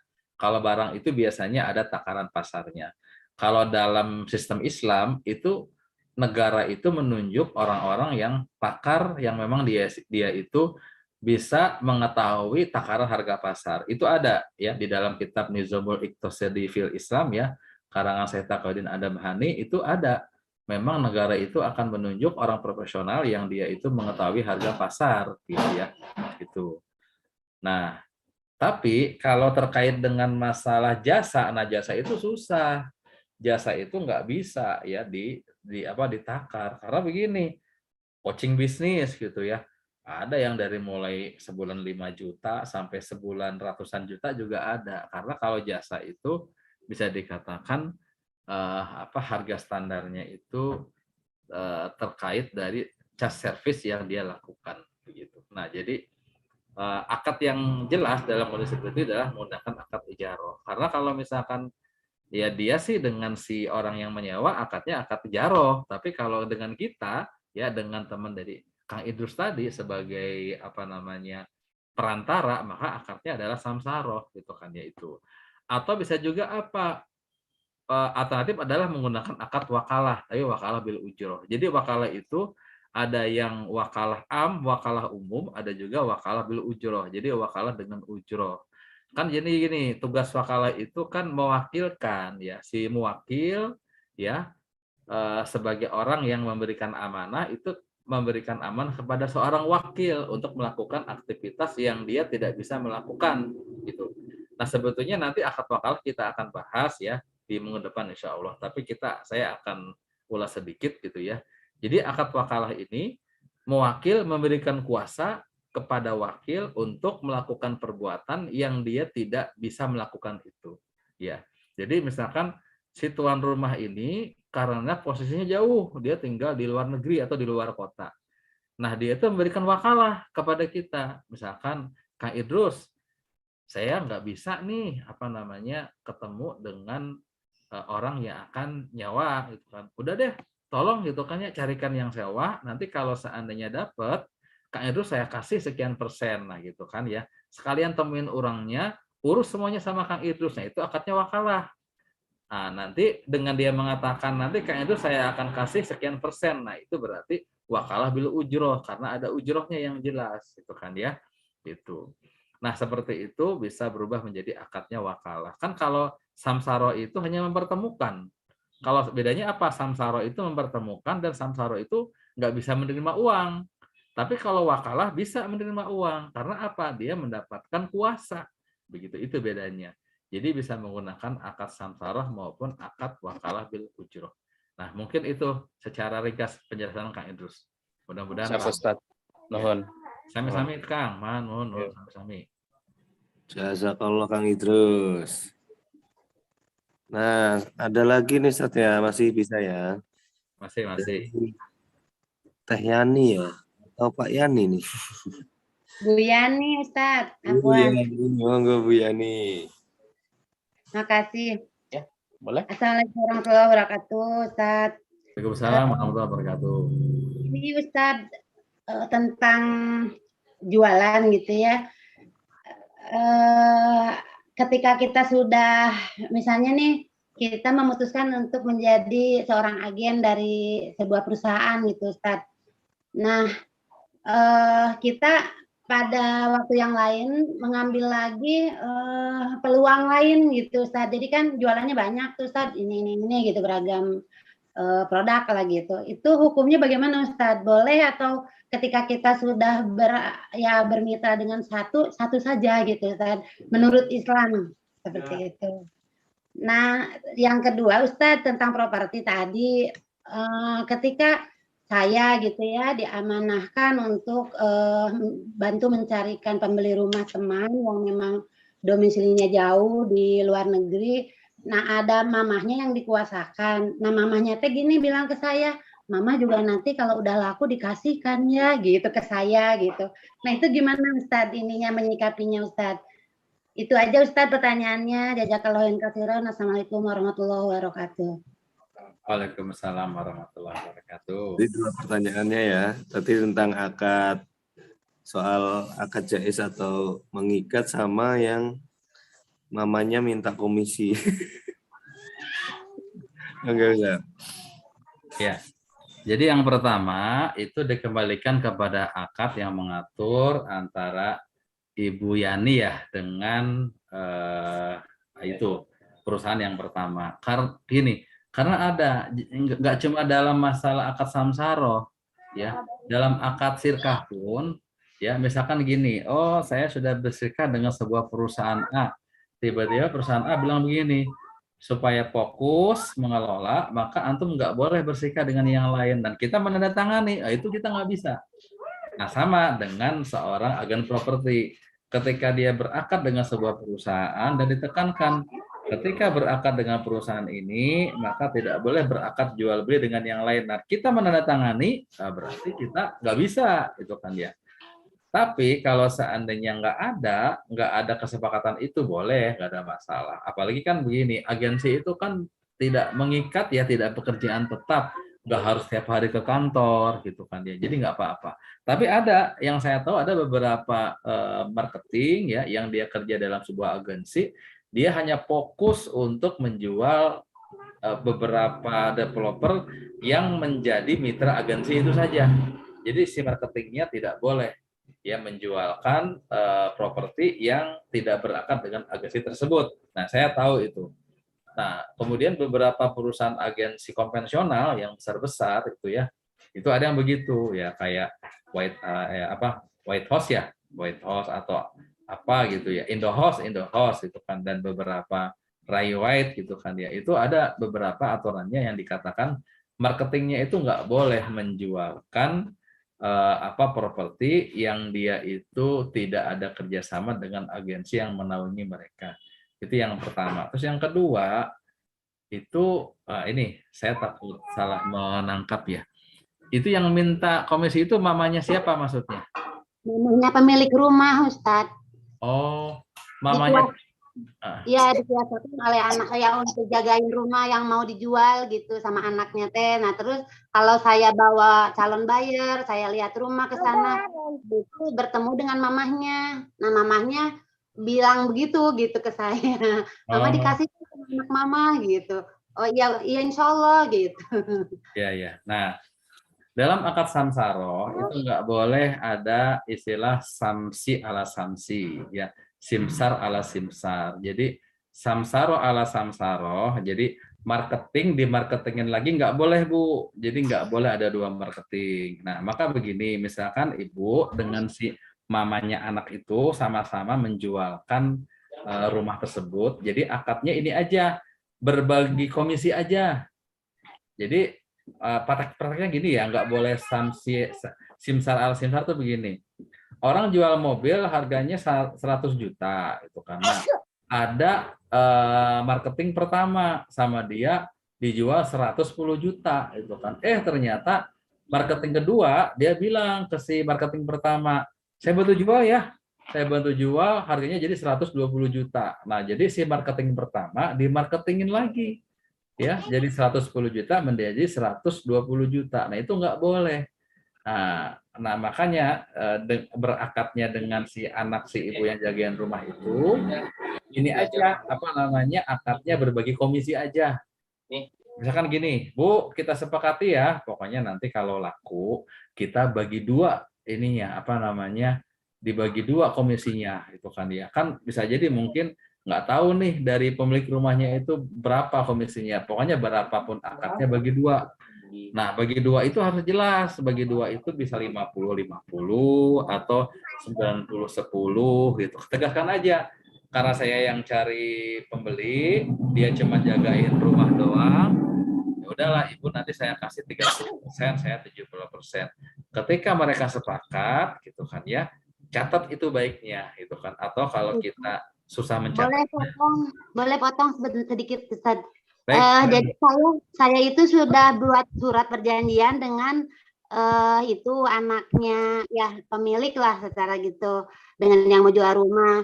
Nah ini dari sana itu gini dari teman saya yang di luar negeri itu Bu Yani mangga Bu Yani mau jual berapapun gitu rumah itu saya hanya minta bersih 4M saja gitu sudah gitu. Ustaz gimana itu Ustaz? Nah ini sama dengan pernyataan Kak Indrus yang di Bandung tadi, itu kan ya. Dia minta bersih sekian 4M. Nah jadi enaknya begini, kalau memang betul-betul ada perjanjiannya, pokoknya dia minta bersih 4M. Ibu jual berapapun kelebihannya jadi milik ibu. Cantumkan di dalam di dalam perjanjian. Biar begini, nanti misalkan Bu Yani bisa menjual 6M, itu kan 2M sendiri itu komisinya. Nah, kalau ada perjanjiannya, dia nggak bisa membantah gitu kan ya. Jadi sebenarnya boleh saja seperti itu karena kan ini kan kelihayan seorang marketer ya itu kan ya gitu. Jadi bisa dipastikan ya udah Bu, saya ngambil komisinya 20% ya atau misalkan bikin perjanjian aja, pokoknya saya minta 4M, silakan berapapun dijual bersih. Boleh sebenarnya nggak ada masalah. Begitu. Ya. Alhamdulillah sudah Ustaz, sudah seperti itu. Jazakallahu khairan, makasih Ustaz sharing ilmunya. Assalamualaikum warahmatullahi wabarakatuh. Waalaikumsalam warahmatullahi wabarakatuh. Amin, Bu Yani, makasih. Monggo yang lain. Izin Ustaz. Cepat laku mudah-mudahan. Pak Herman ya? Ya, terima kasih Ustaz. Silakan Kang. Ya, izin Coach Rido ya. Assalamualaikum warahmatullahi wabarakatuh Ustaz. Waalaikumsalam warahmatullahi wabarakatuh. Jadi simpel aja, ini sebenarnya ada temuan juga ya, maksudnya temuan ini yang saya sedang menghadapi. Saya dari agensi agensi pemasaran properti ya. Kebetulan kita jual produk tanah kafling gitu saat ya di Bogor Timur. Nah, developernya ini dia tidak bekerja sama dengan bank, artinya tidak membuat skema cicilan. Dia skemanya hanya cash keras dan cash bertahap gitu saat ya. Nah, untuk dana yang atau transaksi yang mereka gunakan, mereka masih menggunakan banknya bank konvensional saat gitu. Nah, kita berharap kan pengennya semuanya mulai dari proses itu kan menyeluruh gitu saat ya. Artinya sampai bank yang digunakan juga banknya harus bank syariah lah gitu. Kita berharap seperti itu. Nah, temuan seperti ini kita menyikapinya bagaimana Ustaz? Apa kita tetap bersirkah dengan mereka atau bagaimana sikap yang baik yang buat kita bisa melanjutkan hubungan berkemitraan ini Ustaz? Terima kasih Ustaz. Assalamualaikum warahmatullahi wabarakatuh. Waalaikumsalam warahmatullahi wabarakatuh. Terima kasih Pak Herman. Itu mungkin tadi juga diperjelas juga Ustaz tentang tetap di sirkah ini akadnya memang sirkah atau samsara. Ya, baik ya Kang Herman ya. Jadi gini, pertama terkait dengan hal tersebut ada sudut pandang ya gitu kan dia. Jadi sebetulnya kita ini hanya diwajibkan untuk mencermati akad pertama kita aja dengan orang ketika kita melakukan muamalah ya. Gini, di dalam kitab An-Nizamul Iqtisadi fil Islam, ketika misalkan kita bermuamalah dengan orang non muslim gitu ya, non muslim itu dia itu uang yang didapatkannya itu dari harta yang dalam pandangan Islam haram. Misalkan dia bisnis homer atau dia bisnis babi gitu ya. Kemudian si uangnya itu disirkahkan dengan kita. Nah, di dalam kitab itu dikatakan apa? Boleh Karena apa? Si orang kafir ini memang tidak terikat dengan hukum Islam. Itu.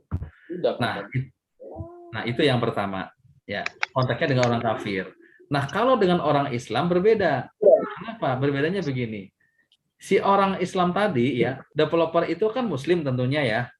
Nah, kita tahu bahwa dia ini tidak boleh melakukan sesuatu yang bertentangan dengan Islam. Di antaranya adalah akad, misalkan kalau dengan konvensional, taruhlah akad riba gitu. Karena kita tahu dia telah melakukan aktivitas riba. Nah, ketika paham sebuah perusahaan melakukan aktivitas riba, maka kita pun tidak boleh melakukan aktivitas akad lanjutannya dengan perusahaan tersebut. Begitu. Kenapa? Jadi itu bisa menghantarkan kepada apa? Aktivitas al-wasilatu ilal haram. Jadi wasilah menghantarkan kepada keharaman itu haramun ya. Jadi ada kaidah yang mengatakan al-wasilatu ilal haram haramun. Aktivitas yang menghantarkan kepada keharaman itu haram juga. Nah, sekarang begini teman-teman ya. Memang kalau terkait dengan couplingnya mah tidak menggunakan riba, tidak menggunakan apa namanya KPR. Nah, tetapi kita tahu modal yang dilakukan adalah modal dari dana yang haram, gitu karena maka otomatis terkait itu. Nah, kalau yang saya pahami untuk menjaga ya kewaraan kita, maka lebih baik selesaikan akadnya, karena kita tahu. Nah, kecuali kalau kita nggak tahu ya. Oh, kita nggak tahu sebelum-sebelumnya, ya sudah, kalau nggak tahu mah insya Allah dimaafkan oleh Allah gitu kan. Tapi kalau kita tahu sebaiknya diputuskan. Nah, akad kita dengan apa namanya dengan developer itu kan akadnya samsaroh ya, akad makelar, akad broker, bukan akad sirkah itu kan ya. Kecuali akad sirkah.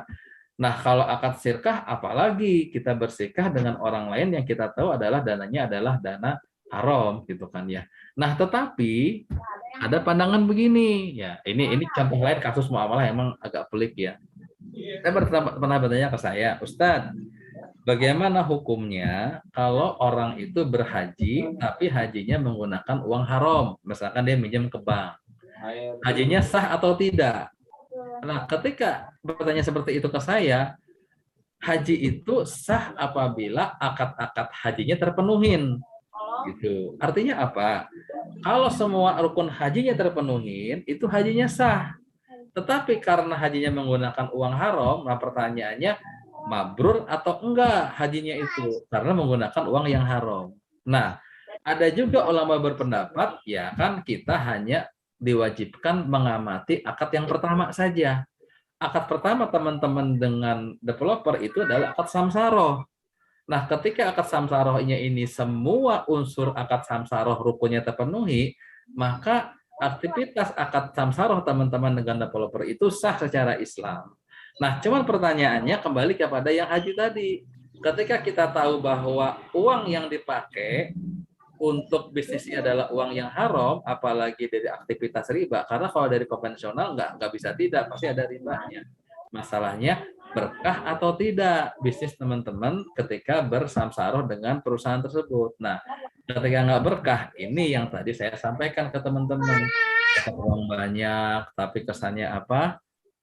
Nggak apa uangnya itu habis nggak karuan gitu kan ya, atau bisa jadi kita malah sakit-sakitan, banyak musibah dan lain sebagainya. Gitu Kak Herman. Jelas Kak Herman? Jazakallah Ustaz. Jelas ya? Ya. Ya, sip. Alhamdulillah. Ada yang present lagi nggak nih? Masih ada waktu sedikit? Silahkan dimanfaatkan. Belum ada lagi nih. Yang di chat juga ini Kang Idrus sudah dijawab tadi karena jadinya tanya langsung. Mungkin saya yang nanya Ustaz. Oh, boleh Mas Edo. Ini banyak lagi ngetren Ustaz. Apa itu? Bisnis co-working space atau rumah kontrakan yang mana nggak perlu beli tapi dia sewa juga. Terus dirapihin, dibenerin, disewain lagi.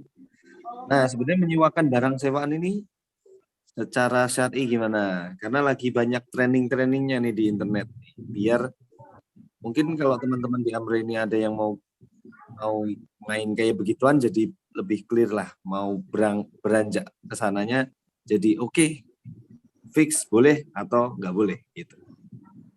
Ya, baik. Ini kalau nggak salah di DSN MUI itu ada fatwa tentang leaseback ya, lease and leaseback kalau nggak salah, itu membahas masalah ini. Tapi saya cek lagi gitu ya. Nah, tetapi begini, secara umum ya, yang saya pahamin ini terkait ke dalam akad yang sifatnya umum. Jadi bukan akad yang sifatnya khusus gitu ya. Artinya apa? Kalau akad secara umum ini sebetulnya kembali kepada kesepakatan kedua belah pihak gitu. Jadi secara khusus tidak ada larangan. Kan dalam muamalah ini begini, al aslu fil muamalah al ibahah. Hukum sebuah muamalah itu hukumnya boleh gitu kan ya. Hatta ya dulu alat tahrim, sampai ada dalil, hatta dalilu ya dulu ala tahrim, sampai ada dalil yang mengharamkannya. Nah, sejauh yang saya pahami, tidak ada dalil yang mengharamkan hal itu. Artinya boleh. Nah, ketika boleh, maka kembali kepada akad umum. Artinya apa? Harus ada kesepakatan yang jelas dan tegas antara kedua belah pihak. Misalkan gini, seseorang punya rumah, rumahnya besar sekali gitu kan ya. Kemudian disewa oleh si A. Nah, si A harus bilang, Pak, nanti ini rumah ini saya sewa, setelah saya sewa, nanti saya akan sekat-sekat menjadi 10 bagian, kemudian 10 bagian ini saya bikin buat ini saya sewakan lagi buat mitra usaha. Ada yang kafe, ada yang apa namanya bisnis kacamata, ada yang bisnis warnet, kuliner segala macam. Nah, ketika itu disepakati oleh pemilik rumah, maka sah hukumnya, boleh gitunya. Tapi ketika itu nggak disepakati, nggak bisa, karena mengikat kan, karena akad itu mengikat gitu kan ya. Nah, jadi ini karena saya tidak sejauh ini saya tidak mendapatkan hukum larangan itu, maka kembali kepada hukumnya mubah, boleh. Nah, jadi selama disepakati oleh kedua belah pihak. Gitu Mas Rido. Oke, berarti sebenarnya haramnya itu sedikit sebenarnya ya. Mas Rido putus. Nggak kejelas tadi. Gimana? Kalau itu tadi ada kaidah seperti itu, berarti kan sebenarnya hukum syariat itu kalau ada orang yang bilang ribet sih harusnya enggak, karena berarti kan yang haram sedikit kan, sisanya seluruhnya boleh jadinya kan ya. Betul. Itu mindset ya. Kalau ada bilang hukum syariah dikit-dikit haram, enggak. Banyak justru mengubahnya. Dikit-dikit halal ya sebenarnya ya. Betul. Tapi benar, dikit-dikit haram. Memang dikit yang haram, yang banyak itu halalnya. Gitu. Gitu. Nah, ini ada pertanyaan sedikit lagi nih, satu ya. Ini adalah pertanyaan terakhir insya Allah. Sepertinya ya. Waduh, ada dua ternyata jadinya ya. Yang pertama dulu deh.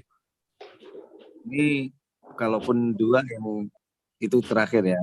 Izin bertanya, jika kita awalnya berakad dengan perusahaan, terus kita menjualkan barang melebihi harga yang sudah ditentukan oleh ini, tetapi orang yang beli itu mau, itu bagaimana hukumnya Ustadz? Jadi kalau ini kan beda sama kalau Kang Idris tadi ini Ustadz ya, emang dipasrahin, mas monggo lah dijual berapapun, disewakan berapapun. Kalau ini udah ditetapkan, tapi kok dinaikkan, nah itu gimana Ustadz? Ini harus tahu dulu ya kerjasamanya apa ya. Kita awalnya berakad dengan perusahaan, terus kita menjualkan barang. Ini samsaro apa kulakan ini? Nah, itu juga harus dua-duanya deh Ustaz. Kalau samsaro gimana? Kalau kita kulakan barang gimana? Kalau samsaro itu nggak boleh, karena kan samsaro itu mengikat akadnya. Kalau dari perusahaan itu sudah menentukan, sebuah rumah harganya 500 juta, itu nggak boleh dinaikin menjadi 550. Kenapa? Nanti akan ada ekses negatif yang lain. Misalkan apa? Masa rumahnya 500 juta tapi kualitasnya kualitas 550 juta. Itu kan beda 50 juta itu ya. Jadi secara kualitas. Itu yang pertama. Terus yang kedua, perusahaan itu biasanya dia sudah dengan menetapkan harga itu dia sudah banyak pertimbangan. Contohnya apa? Misalkan pajak gitu kan dia. Jual 500 juta, pajaknya misalkan PPN-nya 11%, sekarang 11%, bukan 2%. 11%, berarti kan hampir 55 juta. Gitu ya. Nah, jadi dia nanti berat gitu kan ya eksesnya. Jadi kalau samsaroh nggak boleh. Ya, itu yang kedua. Kalau akadnya itu adalah kulaan atau dia sudah beli putus, nah beli putus itu nggak boleh. Beli putus itu nggak boleh ada larangan untuk menjual lebih dari harga. Begitu. Kenapa? Beli putus itu, maka barang itu sudah menjadi hak mutlak dari pembeli. Misalkan, harga rumah, gini, kemarin itu sempat rame tentang masalah bisnis propolis ya. Bisnis propolis yang ditentukan harganya harus 250.000 itu kan ya. Nah, itu nggak boleh ditetapkan harganya sekian karena apa? Si mitra ini sudah beli putus, nggak boleh ditetapkan 250.000 karena jangankan dinaikkan, kalau sudah beli mah kan dikasih aja boleh kok, itu kan ya. Saya udah beli motor nih, gitu kan ya. Kemudian pembelinya, nggak boleh ya jual lagi sekian. Hak apa dia? Kalau dia masih melarang, berarti kan akad jual belinya belum selesai. Berarti ada yang tertunda, itu berarti belum selesai. Jadi kalau akadnya jual beli putus, maka hukumnya nggak boleh ditahan harga. Jadi harganya bebas. Itu ya, itu pertanyaan pertama. Cukup kali ya, jelas? Ini masih ada satu lagi bisa, Ustaz? Oh, monggo, silakan. Satu ya ini ya. Jadi gini, ada orang yang katanya di perusahaannya dulu dia disuruh training dan harusnya meneruskan ke timnya ilmu trainingnya ya. Nah, kok ternyata belum di-share ke tim, perusahaannya udah bubar. Apakah boleh menggantinya dengan nge-share ke teman atau orang lain yang sekiranya membutuhkan gitu, Zat? Oh, ya. Jadi gini, itu kan akad ketika perusahaan itu masih ada, ya. Kalau sudah nggak ada, bagaimana gitu kan ya. Jadi artinya ketika tim yang ada di perusahaan sudah nggak ada, perusahaan sudah bubar, kan mau dilatih juga buat apa itu kan. Jadi selesai. Karena apa? Akad yang mendasari berdirinya perusahaan itu sudah nggak ada. Jadi maka akad yang kecil-kecil pun berarti nggak ada juga gitu. Nah, jadi ini kembali kepada kaidah umum sebetulnya ya. Nah, ini kayak contoh nih ya, contoh sedikit aja nih. Nanti kita akan bahas tentang masalah hukum PT, hukum perserian terbatas. Nah, setelah detil saya pelajari tentang PT, ternyata PT itu adalah salah satu platform bisnis kapitalis. Dan itu tidak boleh di dalam Islam. Karena apa? Menyalahi akad syirkah PT itu. Nah, maka bayangkan, ketika hukum dasar PT-nya udah nggak boleh, kita ini bertransaksi dengan PT itu nggak boleh juga. Nah, ini nggak boleh juga. Berarti kan apa? Holding besarnya sudah salah. Kita nggak boleh berakad juga. Nah, ini juga sama. Holding besarnya sudah tutup akadnya. Berarti akad-akad di bawah juga sudah tutup. Jadi nggak perlu, ya, nggak perlu menyampaikan. Kemudian apa? Apakah boleh memberikan training materi tersebut kepada pihak lain yang dirasa membutuhkan? Nah, tinggal ini sebaiknya izin dulu kepada owner perusahaan tersebut. Karena kan ini kan walaupun bubar kan masih ada ownernya, gitu kan ya. Bilang aja ke ownernya, boleh nggak materi ini disebarkan kepada yang lain, gitu kan? Karena takutnya terikat dengan akad atau terikat dengan mungkin strategi tertentu ya yang sifatnya dirahasiakan, gitu kan ya. Walaupun begini, kalau dalam Islam itu tidak ada yang namanya ilmu itu disimpan simpan.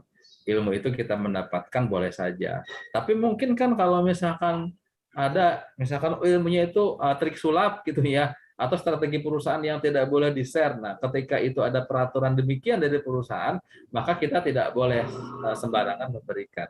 Harus sepengetahuan atau seizin dari perusahaan dulu yang memberikan training gitu kan. Gitu. Karena bisa jadi mungkin perusahaan yang bubar tapi produknya masih ada di pasaran. Kayak apa itu? Mobil Ford itu kan di kita sudah nggak ada, tapi produknya masih ada di pasaran. Itu mungkin jawaban saya. Ada lagi? Mas Rido masih di mute, Mas Rido. Apa? Oke. Karena waktunya juga sudah 7:30 lebih ya, ternyata lebih. Ini kalaupun masih ada yang bertanya-tanya, insya Allah kita rutin ya Ustaz ya? Ya, rutin Mas, insya Allah setiap Rabu jam 5:30. Alhamdulillah. Nah, karena berarti ada Rabu pagi setiap 5:30 kita akan ada lagi, jadi bisa ditahan dulu pertanyaannya, bisa dilontarkan untuk pekan depan gitu ya Ustaz ya? Boleh. Dan kalau pengen lebih jos lagi ya ngajinya offline ya, ngaji offline, insya Allah banyak pencerahan. Khususnya yang ya belum ngaji ya ngaji aja. Oke, terima kasih buat Ustadz Devi. Semoga ilmunya menjadi amal jariah, Ustadz. Amin. Mas. Terima kasih. Jalan keberkahan juga buat kita semuanya, member Amri. Dan akhir kalam, kita tutup dulu dengan doa kifaratul majelis. Allahumma bihamdika asyhadu an la ilaha illa anta astaghfiruka wa atubu ilaik. Terima kasih semuanya. Terima kasih. Silakan ucapkan terima kasih Ustaz Devi dan boleh live. Terima kasih Mas Lido. Terima kasih. Assalamualaikum. Terima kasih Ustaz Devi.